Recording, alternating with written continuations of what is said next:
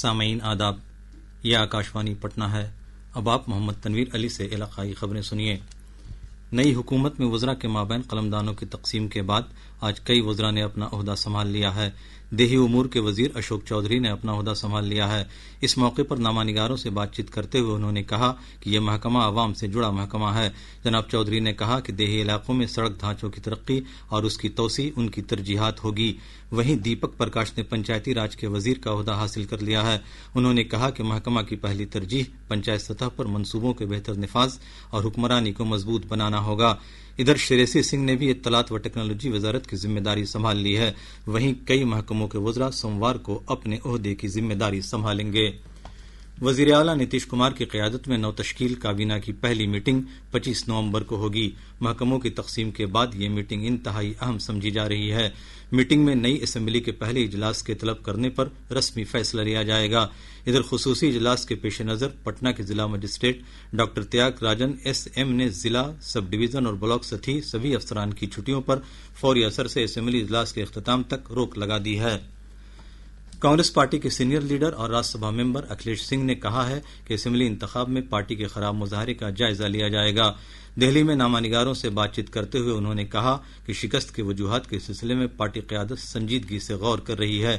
جناب سنگھ نے کہا کہ پارٹی انتخاب میں شکست سے نا امید نہیں ہے۔ بی جے پی کے سینئر لیڈر اور قومی ترجمان شاہنواز حسین نے کہا ہے کہ کانگریس لیڈران کو اپنی شکست کو کھلے دل سے لینے کی عادت نہیں ہے۔ دہلی میں نامہ نگاروں سے بات چیت کرتے ہوئے جناب حسین نے کہا کہ کانگریس لیڈران کراری شکست کے بعد نا امیدی اور جھلاہٹ میں انتخابی کمیشن اور ایس آئی آر پر الزام تراشیاں کر رہے ہیں۔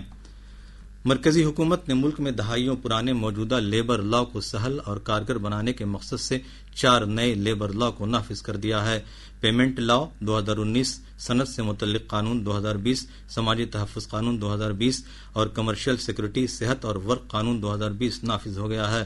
وسائل محنت اور روزگار کے وزیر ڈاکٹر منسکھ مانڈویا نے ایک سوشل میڈیا پوسٹ میں کہا کہ نیا لیبر لا ملک کے لیے بہتر تنخواہ، سیکورٹی، سماجی تحفظ اور فلاح کو یقینی بنائے گا۔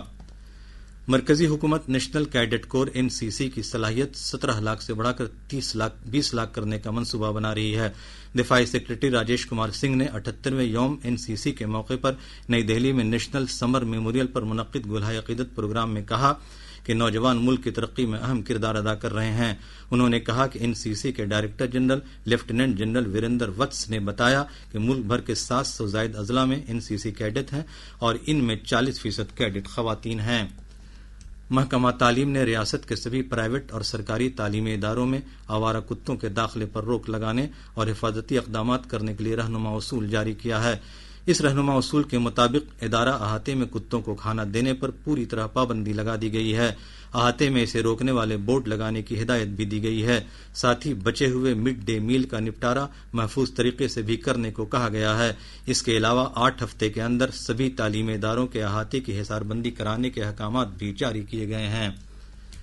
ریزرو بینک نے آج حد سے زیادہ ادائیگی کو فروغ دینے کے لیے یو پی آئی سسٹم کو دوسرے ممالک کے تیز رفتار ادائیگی سسٹم سے جوڑنے کا اعلان کیا ہے۔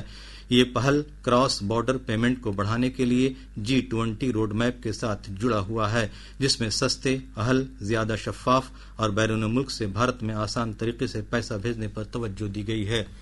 اس کے ساتھ ہی آکاشوانی پٹنہ سے اردو خبروں کا یہ بلیٹن ختم ہوا۔